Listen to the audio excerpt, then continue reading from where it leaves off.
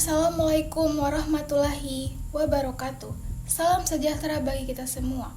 Om Swastiastu, Namo Buddhaya, salam kebajikan dan salam Pancasila. Hari ini aku berdiri bukan hanya sebagai individu, tapi sebagai suara dari ribuan bahkan jutaan anak bangsa yang mencintai negeri ini bukan hanya dari bibir, tapi dari hati dan aksi. Negeri ini, Indonesia, adalah rumah kita, tapi rumah ini sedang diuji, bukan hanya oleh bencana alam, tapi oleh bencana moral, bukan hanya oleh krisis global, tapi oleh krisis keadilan. Kita mulai dari yang paling mendasar, yaitu ideologi kita. Pancasila bukan sekedar patung di depan gedung, bukan hanya hafalan di sekolah.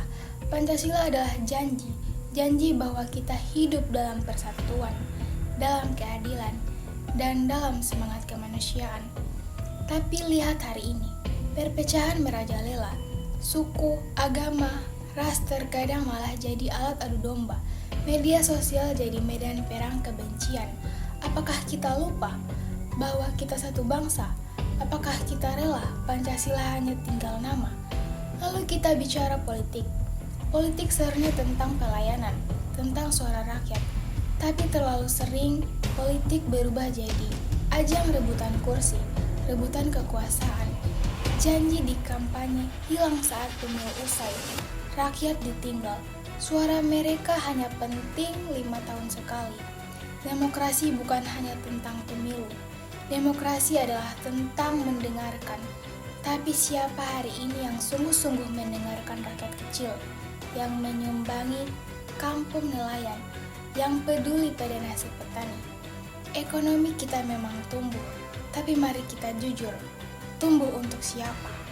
Lihat gedung pencakar langit, mobil mewah, investasi masuk semua tampak hebat. Tapi coba lihat ke pinggir kota, ke desa-desa terpencil, lorong-lorong gelap di kota besar. Masih ada ibu-ibu yang harus memilih beli nasi atau beli obat untuk anaknya. Masih ada pemuda yang lulus kuliah tapi tak tahu mana mencari kerja. Buruh tetap bergaji rendah, sementara itu harga barang terus melambung. Apakah itu ekonomi yang adil? Apakah kita puas hanya dengan angka pertumbuhan jika rakyat tetap tertindas? Indonesia adalah negeri yang kaya budaya, dari Sabang sampai Merauke, dari Miangas sampai Rote. Kita punya seni, bahasa, adat, dan nilai luhur. Tapi hari ini kita sedang berada di persimpangan. Anak muda kita lebih kenal budaya luar daripada kisah leluhur sendiri. Bukan salah mereka, karena siapa yang mengajarkan? Apakah sekolah kita cukup mengembangkan budaya kita? Apakah televisi, film, dan konten kita membangun luhur? Selain itu masalah hukum dan kesehatan juga mencengkram rakyat. Hukum sering tajam ke bawah, tumpul ke atas. Keadilan masih jadi barang mewah, bukan hak. Dan soal kesehatan masih banyak saudara kita yang tidak bisa berobat karena tak punya uang. Rumah sakit penuh, obat mahal, tenaga medis berkurang. Pendidikan pun jadi bertentangan. Berapa banyak anak Indonesia yang terpaksa putus sekolah, bukan karena tak mampu belajar, tapi karena tak mampu bayar. Dan kemiskinan, itu bukan karena malas, tapi karena sistem yang tidak memberi ruang untuk tumbuh. Jangan salahkan rakyat kecil karena miskin, salahkan struktur yang menindas. Kita sering bicara pertahanan dengan bangga, tentang kuat, senjata canggih, latihan militer. Tapi pertahanan sejati bukan hanya soal perang. Pertahanan sejati adalah ketika rakyat merasa aman dalam hidupnya. Ketika petani tidak takut kehilangan tanahnya. Ketika perempuan bisa berjalan malam tanpa ada rasa takut. Ketika anak-anak bisa tumbuh tanpa ada rasa trauma. Itu baru namanya keamanan sejati. Secara geografis Indonesia sangat strategis. Kita berada di jalur perdagangan dunia. Punya laut yang luas, gunung yang subur. Tapi apakah wilayah perbatasan sudah kita perhatikan?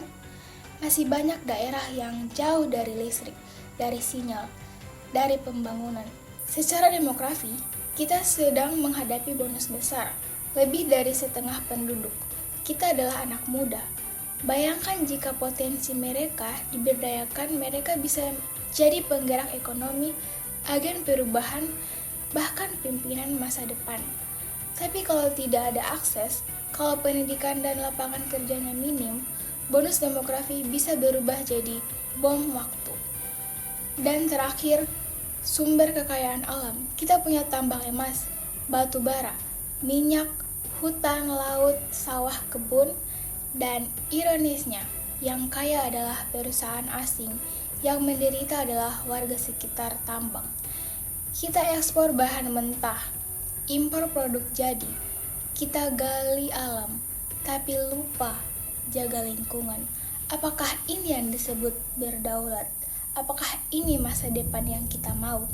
Saudara-saudaraku, negeri ini milik kita. Jangan biarkan hanya segelintir yang mengatur semuanya. Bangkitlah, suarakan keadilan, tuntut sistem yang berpihak pada rakyat. Jangan diam ketika yang lemah ditindas, ketika yang jalur dikorbankan. Ini adalah waktunya, bukan untuk membenci negeri ini, tapi untuk mencintai dengan cara yang benar, dengan cara yang keras, tegas dan berani. Karena cinta bukan diam, cinta itu lantang, dan hari ini kita bersuara. Merdeka. Sekian dari saya. Wassalamualaikum warahmatullahi wabarakatuh. Audio Jungle.